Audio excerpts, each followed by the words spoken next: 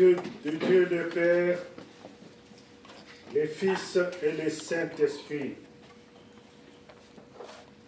Bon Père céleste, éternel Dieu Tout-Puissant, Dieu de toute gloire, Dieu de toute louange, Dieu de toute miséricorde, Dieu, le Créateur du ciel et de la terre, notre Créateur, le Père de notre Seigneur Jésus-Christ, notre Sauveur, âge et force de pouvoir continuer à te faire confiance et à te suivre, à t'obéir. Éternel, je te laisse toute personne, tous les gens qui sont dans des moments de guerre, dans des zones, dans nos zones en trouble, où les enfants sont en train de s'entretuer. Père, que tu puisses mettre dans toutes ces parties du monde la paix divine, et que l'amour puisse être au centre de toutes les activités divines, au centre des relations entre tes enfants et toi, et entre eux-mêmes.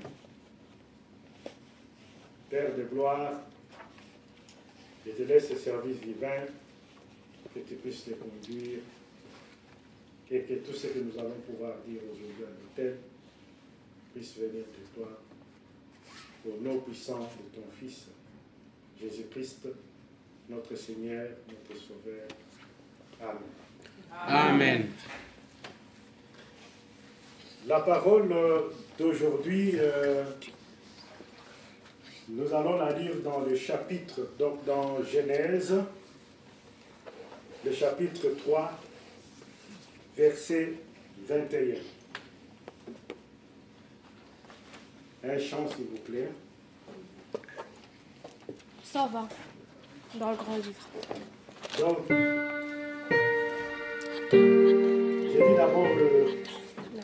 je lis d'abord le chapitre.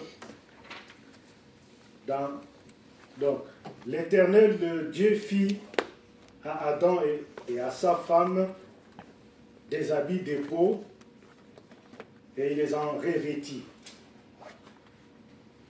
Je répète, l'Éternel Dieu fit à Adam et à sa femme des habits de peau, et il les en revêtit.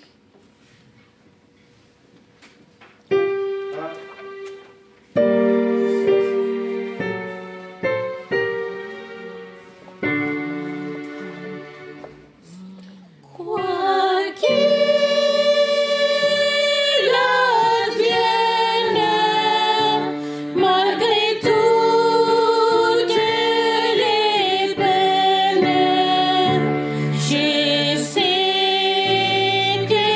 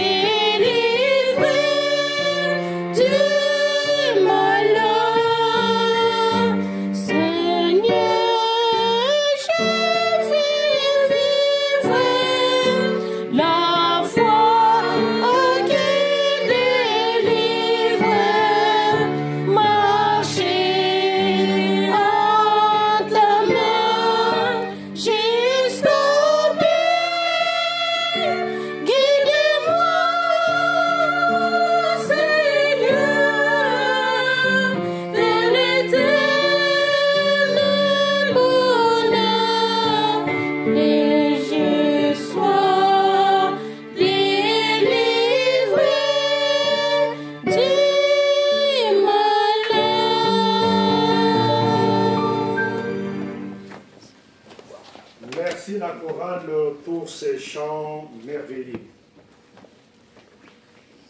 Hier soir, en lisant le chapitre dans le livre de Genèse, j'ai tout de suite pensé à ce monde qui va très mal. Et je me suis dit, ce monde va très mal à cause de Genèse 3. Pourquoi à cause de Genèse 3? Parce que nous avons vu dans Genèse 3 ici, on nous parle de la chute de l'homme. La chute de l'homme qui avait désobéi à Dieu, et suite à cette désobéissance, l'homme a créé une rupture. Mais dans ces jardins, dans ces champs, il y a eu un animal. Un animal ici, le serpent, un des plus rusés de tous les animaux qui étaient dans le champ. Et Satan, connaissant cette situation, étant au courant de l'interdiction que Dieu avait donnée à Adam pour manger le fruit de l'arbre de vie, Satan, utilisant le serpent qui était un animal très rusé, qui peut passer inaperçu, auquel on ne pouvait pas faire attention. Vous imaginez que si c'était qu'Adam, le Satan avait utilisé les lions pour que les lions aillent parler à Ève. Ça allait apparaître un peu, à mon avis, un peu très bizarre. Ça allait, c'était tout de suite une sorte de méfiance. Mais les petits serpents, bon, lui, il apparaissait mignon, tout gentil. Il est venu parler à Ève, pour dire à Ève, et pour lui demander, est-ce que Dieu a vraiment interdit à manger le fruit des arbres? Très malin, hein? C'est pas été très malin, les questions malignes là, donc une sorte d'attrape. Et Ève, peut-être inconsciemment, a tout simplement dit non. Il a dit que nous pouvons manger le fruit des arbres. Il dit, le fruit des arbres, ok, mais il y a les fruits que nous ne pourrons pas manger du tout. Mais là, Satan, étant malin, donc il a manipulé la chose, et il a une façon un peu de contredire, de susciter des doutes dans Ève. Il a tout simplement dit, ah bon, il a interdit de toucher l'arbre. Mais Dieu n'avait pas dit il n'avait pas interdit de toucher l'arbre. Adam et Ève pouvaient toucher l'arbre, mais ils ne pouvaient pas manger le fruit. Ah, il avait interdit de toucher l'arbre. Maintenant, Ève était confuse. Elle ne comprenait pas, elle était complètement perdue. Et a dit, non, bon, on ne pouvait pas manger les fruits. Puis le serpent lui dit, tu sais pourquoi il a interdit ça? Parce que ça, c'est l'arbre, le fruit de l'intelligence. Si tu oses manger ce fruit-là, tu vas te réveiller, tu vas comprendre le monde. C'est faire passer Dieu comme un méchant, quoi, qui a caché les choses, qui n'a pas voulu dire toute la vérité à Adam et Ève. En fait, qui ne voulait pas que le Dieu là devienne comme lui. Il dit là, tu vas te réveiller, tu vas avoir l'intelligence tu seras comme lui. C'est pour cela qu'il a fait ça. Et puis Ève dit, bon. Ève, maintenant, en allant, bon, il a vu l'arbre, c'était un arbre magnifique, de bons fruits, là, avec de belles couleurs. Il a touché, puis après est venue la tentation. Elle avait mangé le fruit. Et en mangeant le fruit, Ève s'est retrouvée qu'elle était toute nue. C'est une chose qu'elle n'avait jamais vue avant, quoi. C'est avant, ils vivaient dans les jardins, ils vivaient nus, ils n'avaient pas d'habits. Mais ce n'était pas un problème, personne n'a remarqué. Ça foutait, bon, ce n'était pas une préoccupation. Et alors, elle est allée voir son mari. Pardon. Elle a dit, bon, elle a fait goûter aussi elle a fait goûter les fruits, Adam a mangé les fruits, et aussi, bon, ils sont retrouvés tous les deux étudiés, ils disent, mais c'est quelque chose, c'est ça. Ils savaient la vérité, bon, c'était retrouvé que c'était une honte. Ils ont eu peur, ils ont eu honte. Et puis, à partir de ce moment-là, une rupture s'est créée avec Dieu, ils devaient fuir. Maintenant, ils disent, ouais, il faut qu'on aille se cacher. Allons vite chercher. Ils ont cherché la feuille de figuier pour se couvrir un peu, cacher leurs parties intimes. Et après, bon, comme le bon Dieu avait l'habitude de se promener dans les jardins tous les soirs, il se promenait, il parlait un peu, et puis on voit, il dit, ah, Adam, ne répondait pas. Adam, où es-tu? Ouais, ben, je suis ici, je me cache parce que je suis nu. Je suis dans les bois. Il dit, mais comment ça? Tu n'as pas l'habitude de te cacher devant moi. Et là, aujourd'hui, subitement, tu te caches. Qu'est-ce qu'il y a? Qu'est-ce qui ne va pas? Est-ce que tu as mangé le fruit?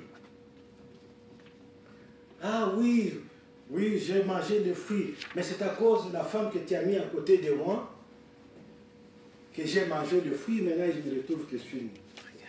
Il dit à cause de la femme. Vous savez, moi, c'est comme nous tous ici, hein, personne n'a jamais le courage d'accepter que sa responsabilité, c'est toujours la faute aux autres. Ici maintenant, pour Adam, c'était la faute à Ève. Oui, voilà, c'est elle. Si j'étais seul, si tu ne m'avais pas donné cette femme, franchement, mon Dieu, je n'aurais pas mangé ce fruit. Et là, Adam avait désobéi. Et puis après, il dit, ok, c'est Ève qui t'avait amené le fruit. Il a demandé à Ève, Ève, comment se fait-il que tu as mangé les fruits qui étaient interdits? Oh, bon Dieu, c'est ce vilain serpent-là qui est venu me séduire. Il m'a convaincu, ah, un serpent est venu te séduire. Et pourtant, tu savais très bien que c'est un fruit qu'il ne fallait pas manger. Ève aussi, la faute au serpent. Le bon Dieu interpelle aussi les serpents. Les serpents, bon, qui donnent ces justifications, bon, je ne faisais pas dans l'intention de faire... il y a toujours des explications, il y a toujours une petite raison à dire, bah, si c'est arrivé, parce que... Mais aucun, ni Adam, ni Ève, personne n'a eu le courage, parce que là, Dieu les avait donné la possibilité de se repentir, de repentance, de dire, ton Père, j'ai mangé le fruit, pardonnez-moi.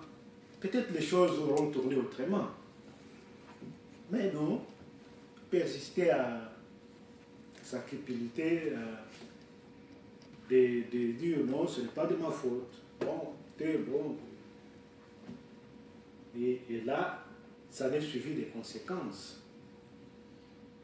conséquences sévères que nous sommes aussi victimes jusqu'à maintenant. C'est pour cela que j'ai parlé du monde qui va mal. Les conséquences, c'était que, bon, Dieu a dit à Adam, écoute, il a commencé d'abord par punir les serpents.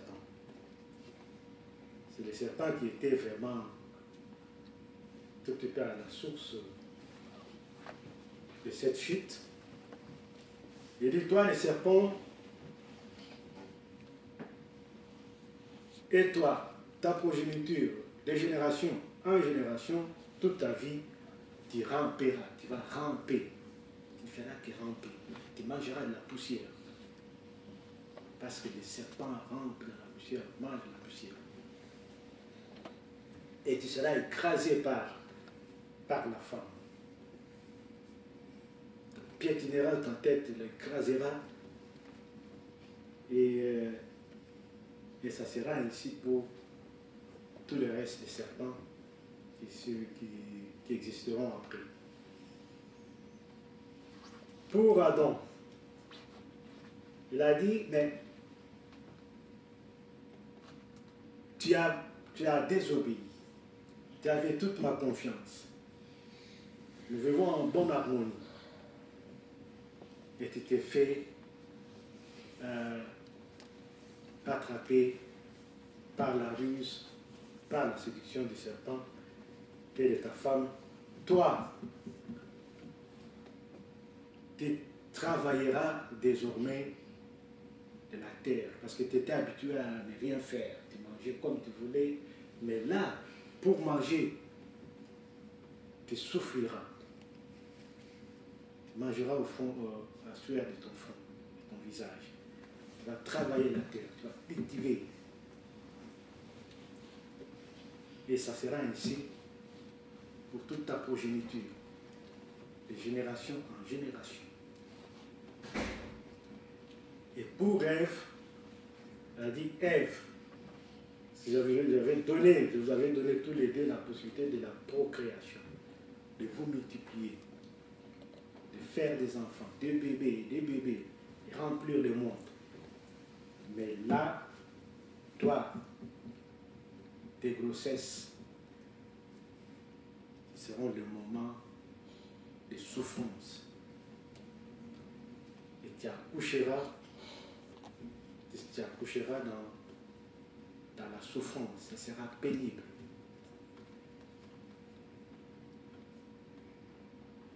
Et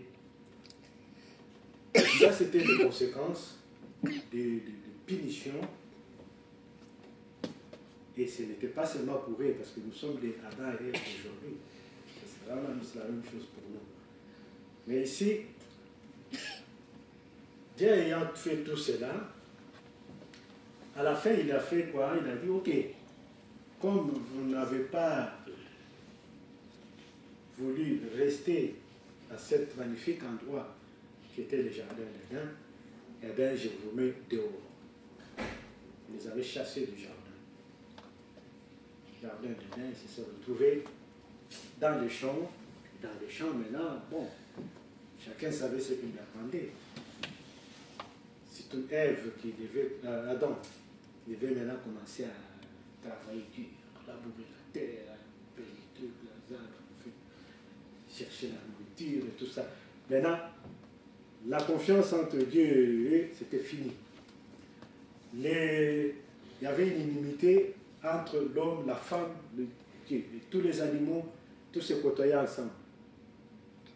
Tu pouvais t'asseoir à côté d'un lion, lui faire des petits câlins, un léopard, des choses comme ça. Il ne se passait rien du tout. Mais Dieu a dit, désormais, toi, quand tu oseras toucher un léopard, il va te dévorer. Il va essayer de l'écran. Les êtres maintenant ont commencé à se craindre, à se méfier de l'un et de l'autre. Les animaux se méfient de l'homme, l'homme se méfie des animaux. L'homme va attraper les animaux, les manger. Et après, Mais comme Dieu, vous savez qu'il est très bon, miséricordieux, beaucoup de solitude, malgré les péchés, malgré la désobéissance, Dieu a toujours un grand amour envers l'homme. Il a dit, ok, je ne vais pas vous laisser comme ça, parce que la feuille de figue, là, c'est rien. C'est rien, ça ne protège à rien. Parce que vous avez toujours votre nudité, c'est la honte, votre dignité bafouée. Il avait donc confectionné un vêtement en peau. Il les avait revêtis. La peau ici encore, la peau, ça nous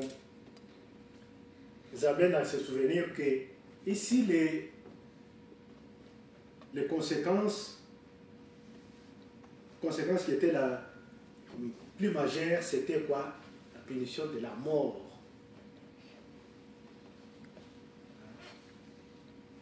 Donc, le salaire du péché, c'est la mort. Adam et Ève et toutes les créatures qui s'en suivraient devront mourir à cause du péché.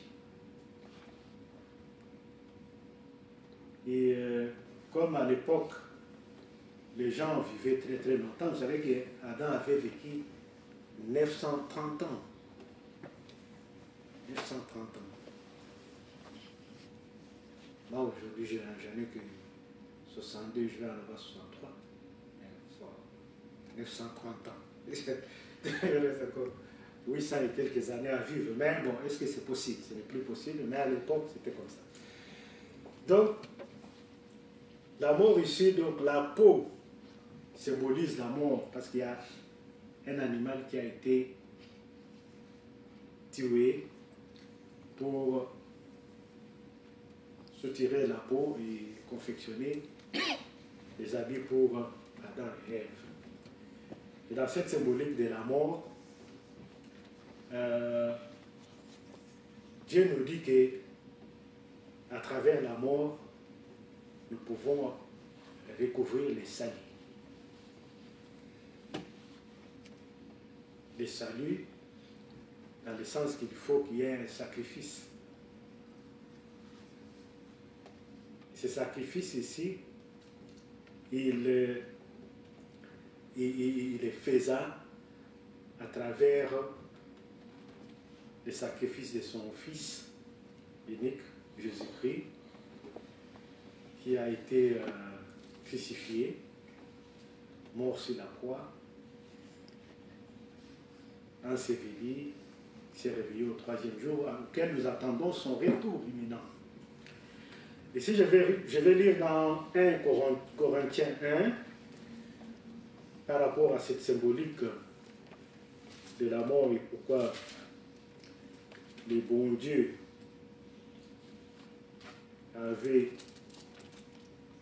nous avait donné son Fils en sacrifice.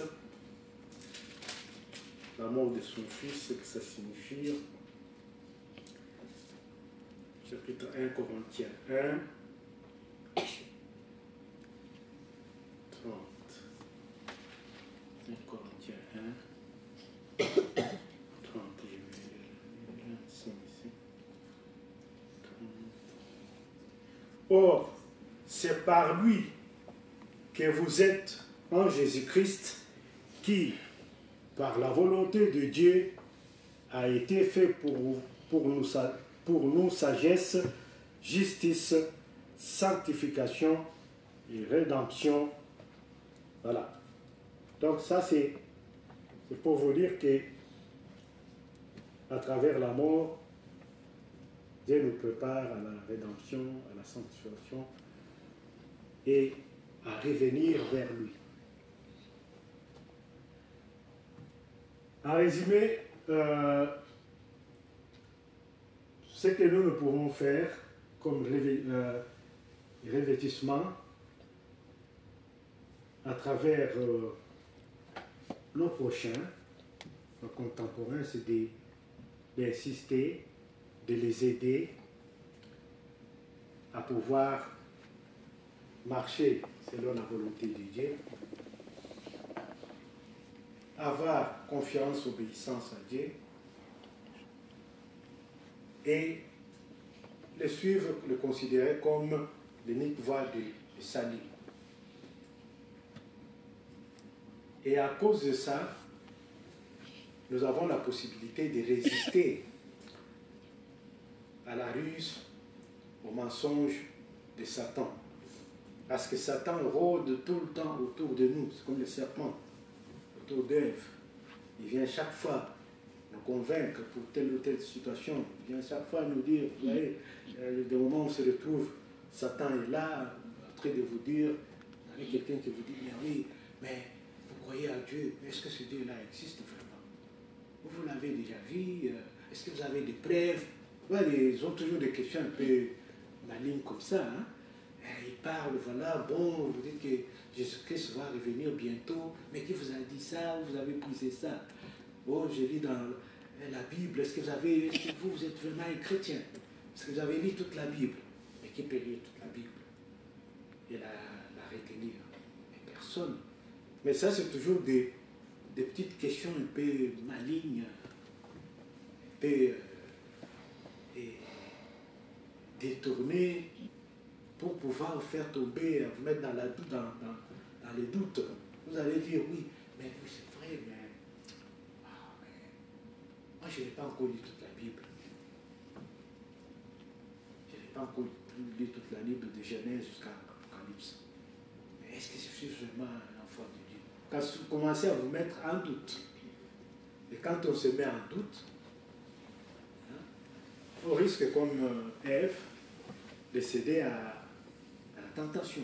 La tentation, c'est de dire, bon, ok, de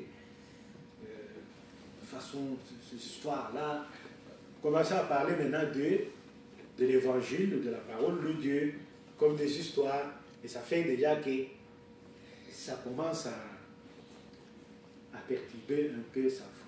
Donc ici, la foi en Dieu, croire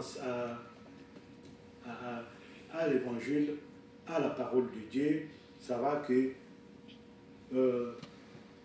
nous sommes les enfants de Dieu, nous croyons à l'existence de Dieu le Père, nous croyons à son Fils qui était mort sur la croix pour nous racheter, nous sauver des péchés, et qu'il va revenir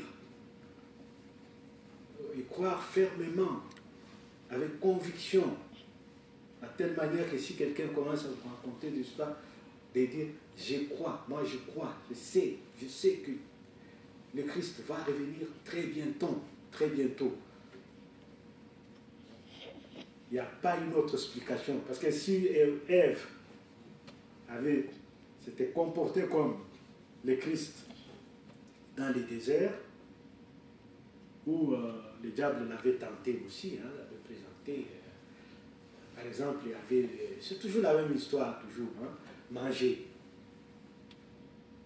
Ève, c'était le fruit. Jésus-Christ, c'était les pains. Il devait transformer les pierres en pain. Et aussi la gloire. Voilà. Ève, si tu manges ce fruit-là, tu vas devenir intelligente, tu vas voir clair, en d'autres termes, comme on le dit, tu vas être comme Dieu, tu vas faire des choses comme lui. Ah, tout ça, ces jardins ici, tu vas les contrôler sans que lui te dise n'importe quoi que ce soit. Et Jésus, dans le désert, c'était que Satan lui avait montré toute la gloire qu'il devait accéder. Et aussi la confiance en Dieu a été rompue. Au nom puissant de notre Fils, notre Seigneur Jésus-Christ. Amen. Amen. Je vais faire intervenir notre prêtre Kamasile. Pour cela, je demande un petit chant, s'il vous plaît. 160. Et 2060, oui.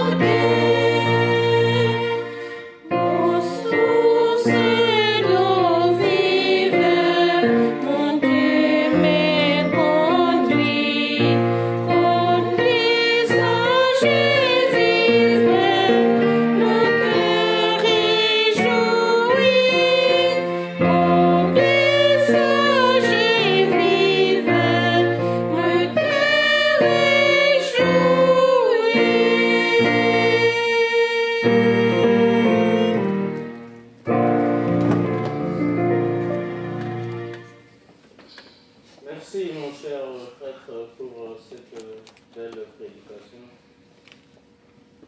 Bien-aimés, ce matin, à travers cette parole, nous trouvons devant encore une fois de plus la grâce de notre Père Céleste qui veut nous ouvrir juste les yeux. Les salaires du péché, comme notre prêtre nous l'a dit ce matin, c'est la mort. Mais Jésus est venu mourir pour nous.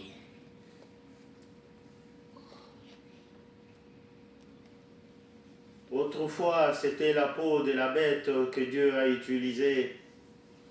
La bête était sacrifiée pour donner un peu de dignité à l'homme qui se sentait dépouillé. Mais Jésus lui-même est venu et il a accepté d'être dépouillé, être livré sur la croix en face de tout le monde. Lui, le roi des rois, pour que nous puissions avoir cette dignité des élus et ceux qui sont destinés à la patrie céleste. Dans ce monde, comme notre prêtre nous l'a dit, il y a toujours désolation, il y a des trahisons, il y a des déceptions. On a toujours le doigt pointé sur l'autre. C'est celui-là le mauvais. Moi, je suis bon. Nous sommes tous pécheurs. Acceptons un peu cette vérité. Ainsi, nous allons venir vers lui, son autel de grâce, et presser ce matin. Ce n'est pas pour pointer celui-là, condamner l'autre.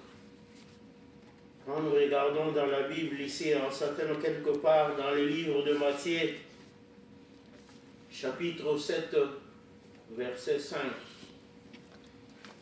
on nous dit, hypocrite, ôte premièrement la poutre de ton œil, et alors tu verras comment ôter la paille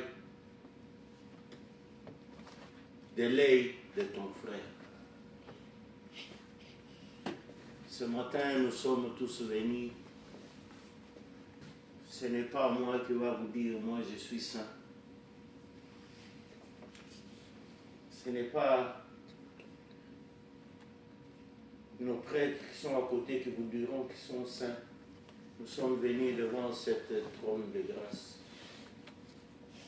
Adam et Ève ont péché, nous avons hérité de cette sanction. ce que notre prêtre a appelé conséquences de leur comportement. Mais Jésus est venu. Il nous dit, venez à moi, tel que vous êtes. Nous venons ce matin. Il y a cette sainte scène qui est devant nous. Pour que Jésus lui-même puisse nous transformer, nous laver de tout le péché et que nous puissions être prêts pour son retour. Dieu, dans sa miséricorde, il est revenu vers Adam et Ève qui étaient partis se cacher. Ce ne sont pas eux qui ont fait le premier pas, mais c'est Dieu qui est allé le chercher. Ce matin encore, mes bien-aimés, ce que moi j'ai retenu,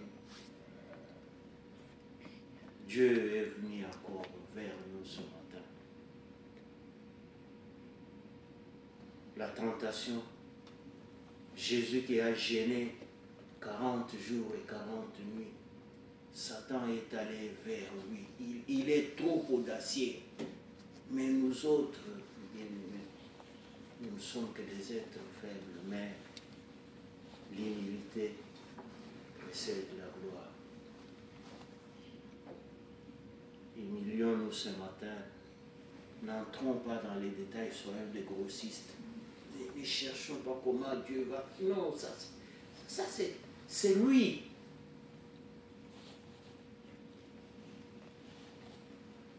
Venons ce matin près de lui.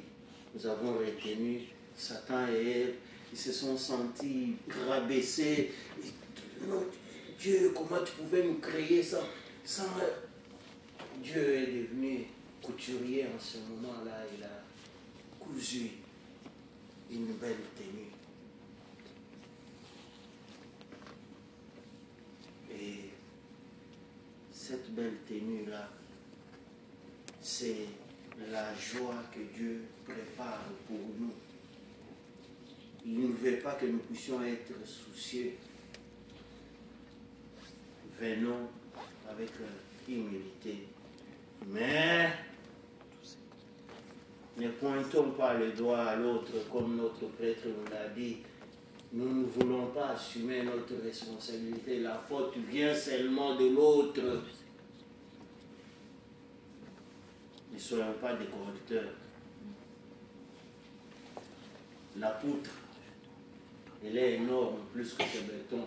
Mais la petite paille, nous voyons la petite paille qui est dans l'œil de l'autre. Non, je vais t'enlever ça. Non. Commençons d'abord.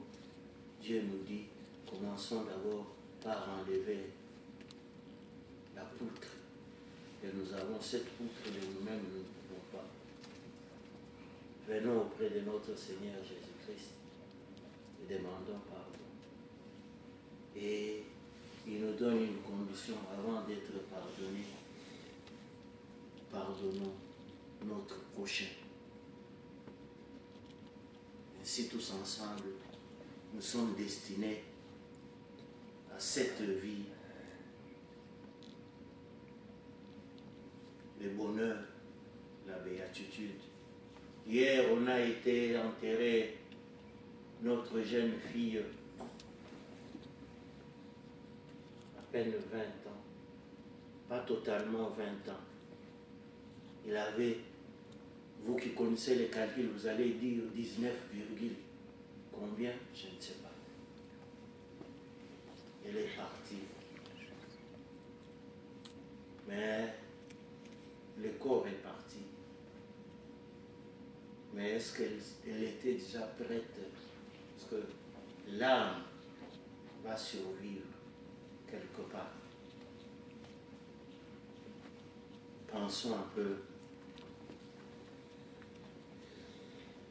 à ces jours-là, quand nous partirons, est-ce que nous serons prêts? Jésus nous donne une occasion ce matin. Il ne faut pas remettre à demain ce qu'il faut faire aujourd'hui. Que notre Père Céleste soit loué. Amen. Amen.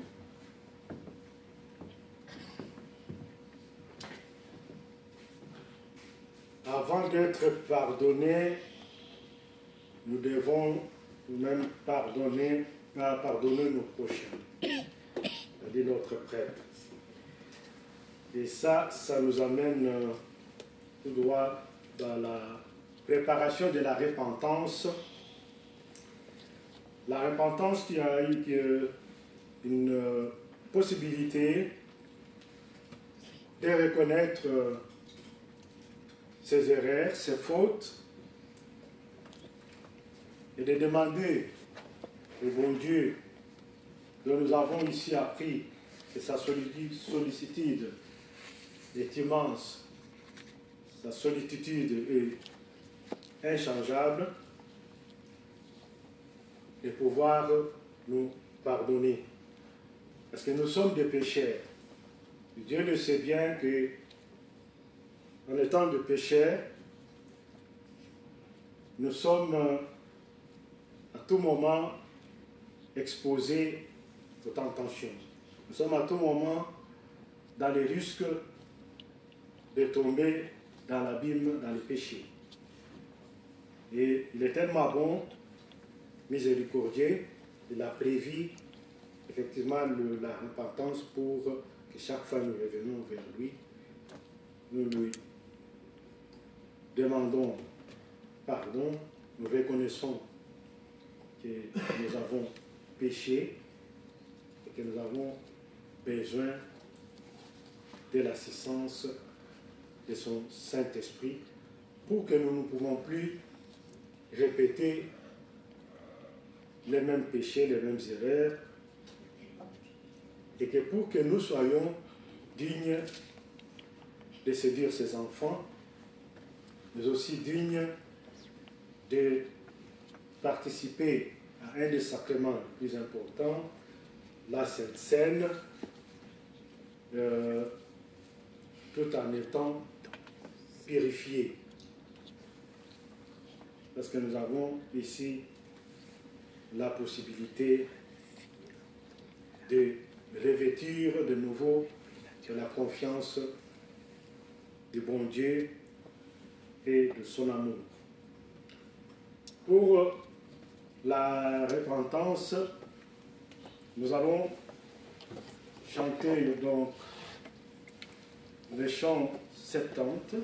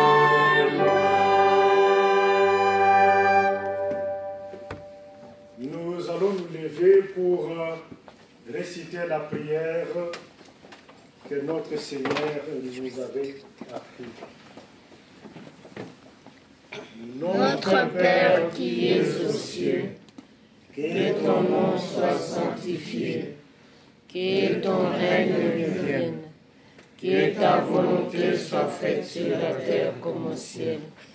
Donne-nous aujourd'hui notre pain quotidien.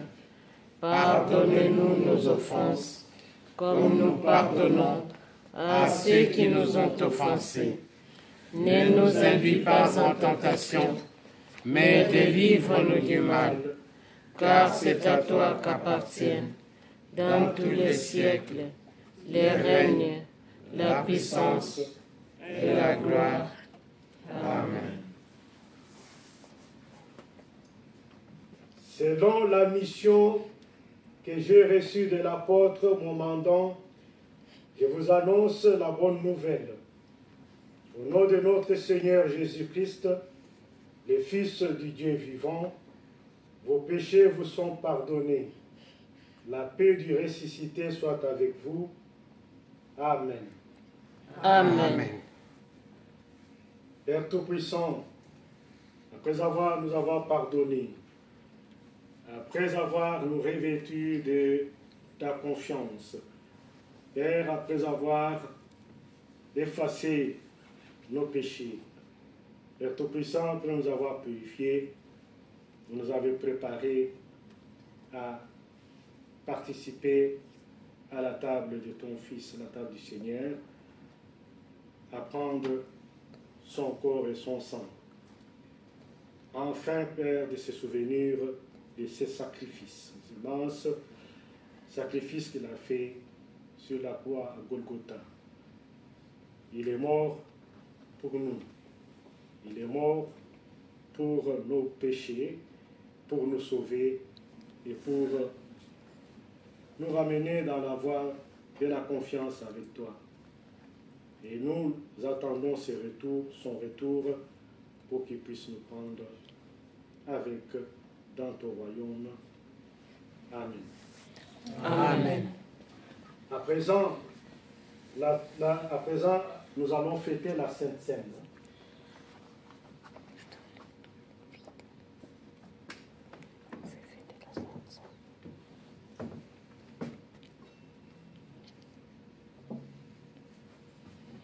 À présent, la table du Seigneur est faite. Au nom de Dieu, le Père, le Fils et le Saint-Esprit, je consacre le pain et le vin pour la Sainte Seine et je dépose le sacrifice unique de Jésus-Christ, valable en toute éternité, car le Seigneur prit du pain et du vin, rendit grâce et dit: ceci est mon corps qui est donné pour vous. Ceci est mon sang, le sang de la nouvelle alliance, qui est répandu pour beaucoup, pour le pardon des péchés. Mangez et buvez, faites ceci en mémoire de moi, car toute les fois que vous mangez ce pain et que vous buvez ce vin, vous annoncez la mort du Seigneur jusqu'à ce qu'il revienne. Amen. Amen. À présent, le Seigneur vous invite à participer à la Sainte Seine. Le corps et le sang de Jésus donné pour toi.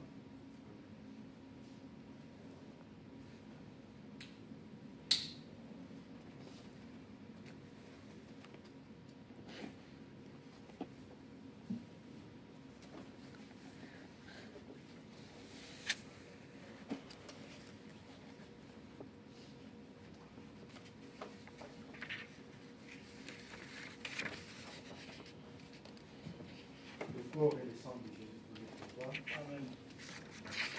Le corps et le sang de Jésus donné pour toi. Amen.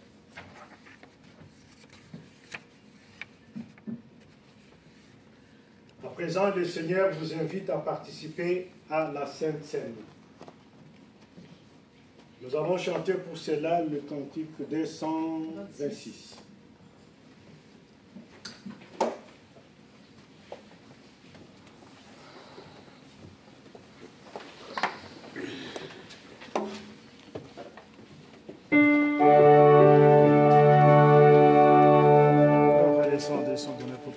Amen. Le corps et le sang de Jésus sont donnés pour toi. Le corps et le sang de Jésus sont donnés pour toi. Le corps et le sang de Jésus sont donnés pour toi. Le corps et le sang de Jésus sont donnés pour toi. Le corps et le sang de Jésus sont donnés pour toi. Amen.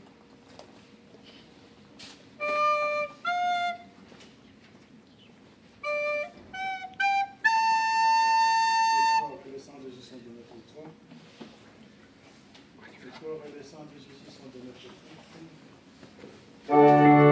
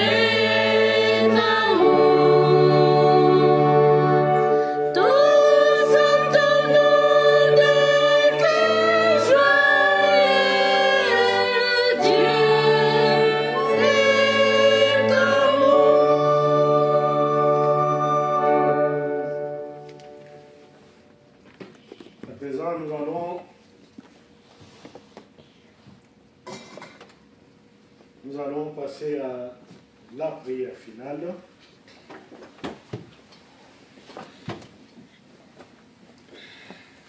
Bon Père céleste, éternel Dieu tout-puissant, Dieu de toute gloire, Dieu de toute puissance, Dieu de toute bénédiction, Père, le Créateur du ciel et de la terre, notre Créateur, le Père de notre Seigneur Jésus-Christ.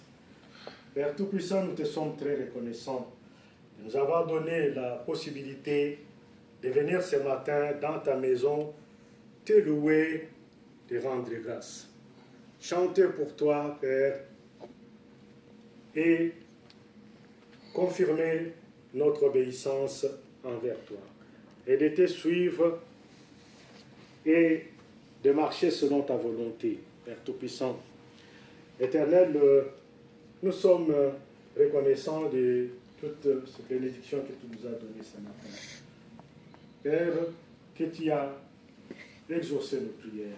Tu nous as donné la Sainte Seine qui va nous fortifier et nous renforcer durant toute cette semaine pour que nous restions toujours connectés à toi. Nous restons en communion avec toi. Père Tout-Puissant, je te demande, Père, que tu puisses continuer à nous protéger cette journée. Que tu puisses protéger toutes nos familles, protéger nos enfants, les garder et les préparer à la rentrée scolaire qui va recommencer demain. Et protéger tout un chacun de nous, protéger son travail, toutes ses activités et bénir tout un chacun de nous, nous garder en bonne santé durant toute cette semaine. Père d'amour, je pense à ceux qui n'ont pas eu l'occasion de venir ce matin. Toi-même, tu sais pourquoi ils ne sont pas venus. Père Tout-Puissant, et tu sais ce que tu prépares pour que ce qu'ils ont eu comme empêchement ne puisse plus subsister, ne puisse plus se répéter. Et ceux qui se sont refroidis dans la foi, Père, je te demande de toucher leur cœur et de les envoyer ton Saint-Esprit et de les amener de nouveau dans ta maison et qu'ils puissent continuer à te suivre. Par toi, Père, nous avons le salut et nous pouvons espérer le salut éternel. Père Tout-Puissant, je te confie nos retours dans nos différentes maisons. Protège-nous tout au long du chemin. Sois au contrôle de tous nos moyens de locomotion. Le fait que cette journée puisse être magnifique. Que la parole que nous avons écoutée ce matin par rapport à la chute de l'homme et que nous pouvons en tirer une leçon. Savoir que, Père, pour résister aux tentations de Satan, nous avons l'obligation de persévérer dans la foi, de croire à ton nom, de croire à ton Fils, de croire à son retour et de marcher selon ta volonté, de se confier entièrement à toi, de te faire entièrement confiance au nom puissant de ton Fils, notre Seigneur, notre Sauveur, Jésus-Christ, notre Rédempteur, la lumière. Amen. Amen. Que la grâce du Seigneur Jésus-Christ, l'amour de Dieu et la communion du Saint-Esprit soient avec vous tous. Amen.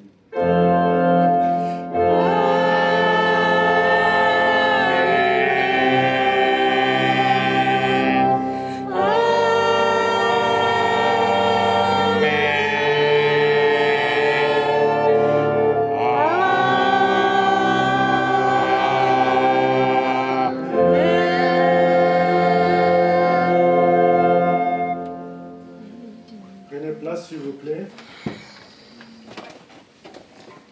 Voilà, j'ai